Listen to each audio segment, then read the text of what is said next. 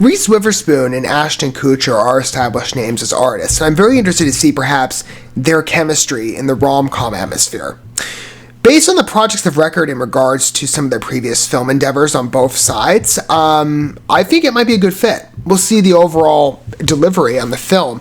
And I think as well, as a Netflix release, some of their rom-coms are done very well. I think in engaging of a general audience, even if perhaps Netflix has an iffy quality, at least in some regards. Some projects, of course, do very well, especially in viewership. Others, perhaps not so much. It's a varied landscape, especially when it concerns American fare. International fare tends to be a bit, I would say, leaning towards the more positive, but American fare might be more of a mixed response, sort of in the middle. Again, you sometimes don't know what to expect on a final delivery. Your Place or Mine, though, sounds kind of unique in its energy. Particularly relevant, I would say, to the way the world is going. So it has that type of background where perhaps it feels very resonant and realistic. I'm curious, though, if you need a better background on this project, because again, this is in early days in regards to its debut. I'm just looking at it today. In fact, I think the trailer debuted as of this morning. This is a background of the project of what you can expect on it according to IMDb. Two long-distance best friends change each other's lives when she decides to pursue a lifelong dream, and he volunteers to keep an eye on her teenage son. So, like I was saying, there's that thread in terms of realism, especially in the way the world is these days, where it's sort of flipping the expected norms. However, you best judge that. People might have a mixture of responses as to that particular element. I just state it broadly and factually. It's sort of flipping again the norms where you have the career woman versus the homebound boyfriend or husband or just, I guess, best friend. In this case, I'm imagining this is not, I was going to say a platonic relationship. I have a feeling based on the poster, maybe the energy of the ad, that's going to expand into something more. I think a lot of us do. But again, you have the star credits here, again, like with Reese Witherspoon and Ashton Kutcher. Those are big draws for me. Rachel Bloom is also in this, and she's been particularly successful, I'd say, in the TV landscape. Tig Notaro. There's a couple names here, like I said, that could pose as interesting attributions that might engage interest. Or even just on the rom-com aspect, a lot of people like that, myself included, even though I am a single guy. I don't know, I like pouring my hopes and dreams for a romantic relationship, which I'm still dead set on at least someday, God willing, in romantic comedy fare. Maybe just vicariously enjoying other characters' journeys, even if they're not real. But, I'm curious about this one. Again, I think the chemistry here might be pretty good. I'm not sure exactly what to expect in terms of its, final delivery, but on a pitch, it sounds kind of enjoyable. I mean, especially to put the best friend and the male, no less, in regards to a guardianship position over a teenager, especially a male. I mean, that could be quite interesting. Again, I expect a bit of a charm in regards to the film's overall delivery, but we'll see. And is there a romance going to blossom? I would imagine. We all know how this is going to go. It's suspect in terms of normality. And it's getting a debut in terms that you don't have to wait that long. It releases, I believe, on February 10th on Netflix. So it's coming up pretty fast. Let's get a good picture, though, for the project according to the main trailer of Focus. Hang on, let me pull up the trailer for Your Place or Mine. I like that name, too. It's kind of endearing. Plays again around with that rom-com energy. Let's see how effective this is. Here we go. Okay. Hey, Debbie. Happy birthday, Peter. 20 years of friendship. Can you believe it? How do you still speak to me? Do you remember the first night we met? We're a little more than best friends, but they have history. Debbie, you need to take a break. I just need to be practical, which is what you have to be when you're a single mom. Right. Tragic. I got an idea. I'm coming to LA for a week. I'm going to look after Jack, and you can stay here. I don't know. You need help. Let me help. Taking care of Jack is a lot of work. I think I got this. That's I good. hope that you get what you want out of this trip. Find yourself a hottie. Maybe get waxed. Waxed? Oh, waxed. Waxed. Oh, well, that's just not gonna happen. This place is amazing. Hi, I'm Debbie. The Debbie? Peter talks about you all the time. I am a scotch embarrassed. I'm not wearing anything under this. Oh, don't worry about it. We've all done the thing where we knock on the door half naked for some... My mom always says you're terrible at women. Trying to, I've never done that. For the opposite. What happens next? Can we stay on message? You always answer a question with a question. I wouldn't do it Always for answer a either. question Just with a question with a question. okay, So good how's it background. looking now? Sort of like an old ghost town. He's yummy. Wait, where are you going? I have no idea what to say to this guy. Can I get your number? Oh my God. Here.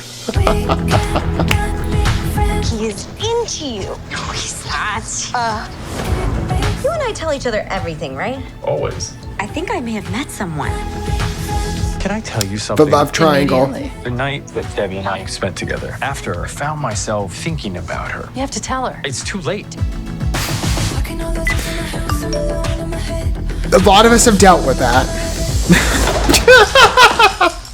Seriously, you use your words.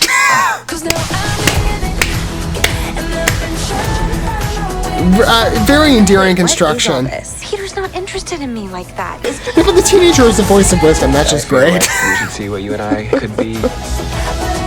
This is a minor setback, right? all you have to do is take a chance. I don't take chances. So what are you gonna do? I think that's quite charming.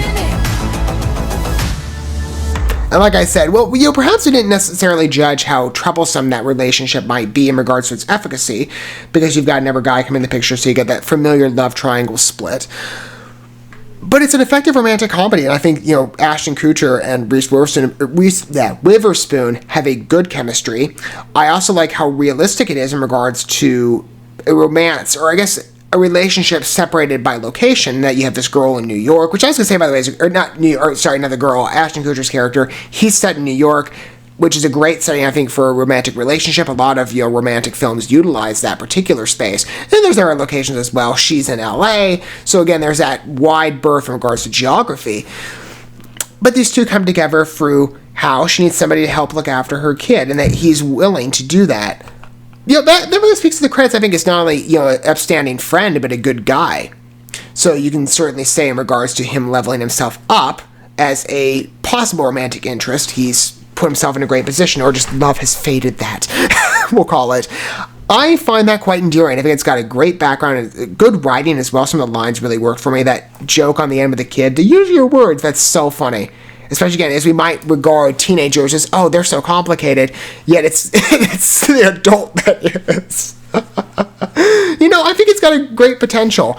It does feel in many ways very realistic to not only where the world is, so it taps into that modern energy. Even though, again, like I said, you have your own perspective perhaps on the way the world has gone on this, but you have that switch in terms of maybe other dynamics of what other films are presented perhaps in years past, and maybe even in history. From here you have the career woman with the housebound man, or the stay-at-home father. I think it's kind of interesting. But it's not really a father, it's like a stay-at-home guardian, but he's sort of like a pseudo-father. I think it's, again, like I said, it's pretty sophisticated. It's got a good delivery. And the background as well in terms of projects of attribution. What did they say was it the producers? From the writer. Okay, so even deeper than I thought. 27 Dresses and The Devil Wears Prada. Good attribution is there. I think this is going to be a pretty successful release. I found it quite charming, although I'm a sucker for anything really in the rom-com line. I think a lot of us are. It looks good. I'm curious to see its evolution, and I think, again, even in many specific respects, it is a very realistic release. I mean, especially in regards to the love triangle thing, which we've seen played around other places. Oh, so-and-so, two best friends, and then suddenly this other guy comes into the picture, and, they're in love, but then you got the helpless romantic who only has fantasies of what life could have been. Yeah, I dealt with that. I've had people that, other women that I've been interested in, and it's like, well, I've waited too long, so sometimes you do have to jump into things. I don't know. Life's fantasies, they never usually come about as anything, life has other plans, or maybe I would say in better respect to the way I look at the world, God had other intentions. But, I think a lot of us can relate to, we had dreams of maybe entering, a relationship together, and it just never worked in particular. I never said anything, or although I'm the one who's more so in conflict while you're all happy. Like I said, direct relation. I think, again, like I said, it's a great comedy series or movie. Which one is it? It's a film. I think that'd be quite endearing. I could have told you it was a movie just based on looking at the format of that. Yeah, it comes across as maybe typical in energy, but, it's kind of fun. Big name actors. It's a Netflix debut. I mean, I'd say along the rom-com lines, I've actually had a good range of releases. As I said earlier, when it comes to Netflix, especially on the American side, it is an iffy quality and reception. There's a lot of projects that perhaps are, great, and others maybe not so much, especially in regards to audience viewership. I think Your Place or Mine will endear a lot of people. And I think it's quite a compelling story of good performances.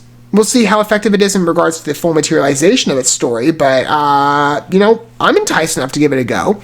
What are your guys' thoughts? I think, again, like I said, it's got a lot of potential, but maybe you disagree, maybe you're on the same page. I'd love to hear your thoughts if you so choose to disclose your perspective down below. I'm game, like I really am anything, being a helpless romantic who just lives his life, I guess, vicariously for other people, Maybe I don't know, maybe I'll be willing, or maybe this type of situation will come up, in varying degrees in my own life. Like I said, it's a very realistic project, but, the story, again, I could see it being consistent with perhaps others, and maybe based in real life. In fact, maybe in the invention of the writing, maybe what the impression was going in. Maybe I'll have a journey like this someday, and this will be a good teaser for what to expect in the future. Not to every plot degree, but, some. I think it's quite endearing. I think there's a lot of potential to it. Again, it's rom-com fare. It's always charming, at least on a first impression. You have to gauge it and just test it out. And I do think Your Place or Mine has a great personality that does put in a position in some regards of uniqueness, but also the space of familiarity that makes it approachable enough. And familiar enough that it'll be enjoyable, at the very least, just as an entertaining watch. I'm excited to see it for myself. Thank you so much for watching this video. Before you bounce, feel free to drop a like and comment, subscribe to this channel with a ding on the bell, and share this video with your friends. And consider checking out the description here. There you'll find links to my other channels, as well as addresses to my other social media accounts and ways you can help support my work if you feel so inclined. May God bless you, and looking forward to when our paths cross again.